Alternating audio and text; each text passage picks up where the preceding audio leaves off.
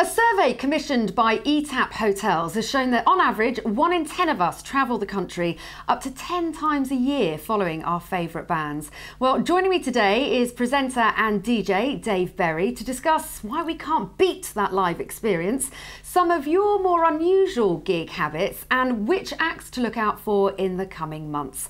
Welcome, Dave. Hello, Vicky. Thank you very much for popping in. You sounded a bit like hello, Vicky there. So, just trying this out. It's a new husky thing I'm doing. It's working. I don't know if I can keep it up for the full 4 minutes, but I'm going to do my very best. Let's try. Okay, fine. So, we're going to talk about the joy of live music and all the rest of it. Before we do that, who are your favourite live experiences? If you could say a favourite gig. Is it impossible?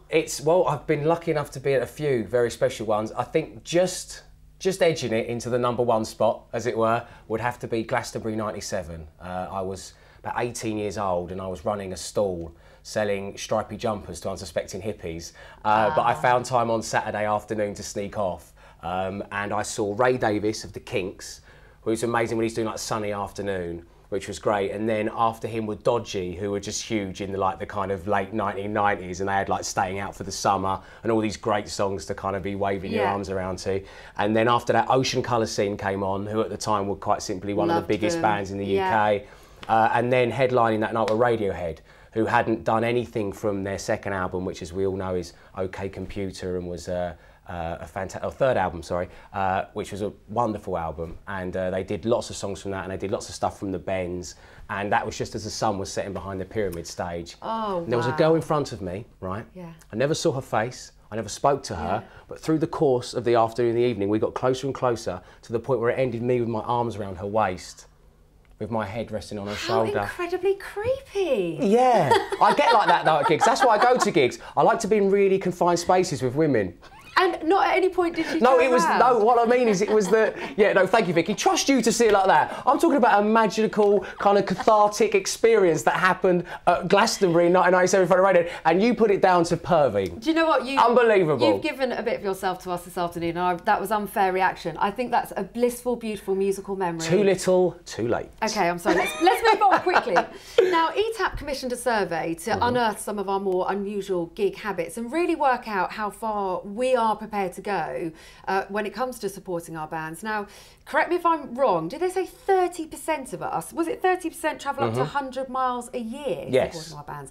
Now, come on, if you're holding down a 9 to 5 and you only have your 21 days holiday year, that's pretty committed, isn't it? I just think it depends how far you live from the venue. Yeah, that's if you live 100 miles from the venue, then that's what you're going to be clocking up. No, it's a great statistic. I mean, to know that 30% of people are that passionate about music, they're willing to travel that far. I mean, obviously, I'd imagine that factored into that is obviously travelling to festivals, which are normally outside of kind of the major cities, if we take that as a given that that most people live in those. But it's great. But then again, I've travelled to Nashville, USA to see Kings of Leon, and I've travelled to Singapore to see Sugar Babes. So I mean, I eat that statistic for breakfast. You do. Although Millions I can't of miles. imagine you would have got away with not going to Singapore. No, that would have been a spare room offence had I missed Sugar Babes there. Come on. If the missus says you're coming with me, I was going to do the accent, but I thought I'd go on, do your best Scouse accent. Do your best Heidi from Sugar Babes. I cannot go do. On. You're coming with me. Wow, it's just like being at home. I just had to look around. If it wasn't for the cameras and the lights, I'd think I was in my living room. Heidi, I'm really sorry. I'm notoriously awful at accents. Okay, top tips then for saving money, because it's expensive. Well, my money-saving tip, if you're lucky enough to have a birthday anywhere in or around a gig or festival, then you have to go to that one. Even if you don't like the band, because it means that the people you're with have to buy you the drinks all night. Love it. Never line your stomach. None of that pint of milk, slice of bread, none of that nonsense. You have to wait until after the gig has finished. Because this applies to every venue in the world, Vicky. So try this out. Try this out at home.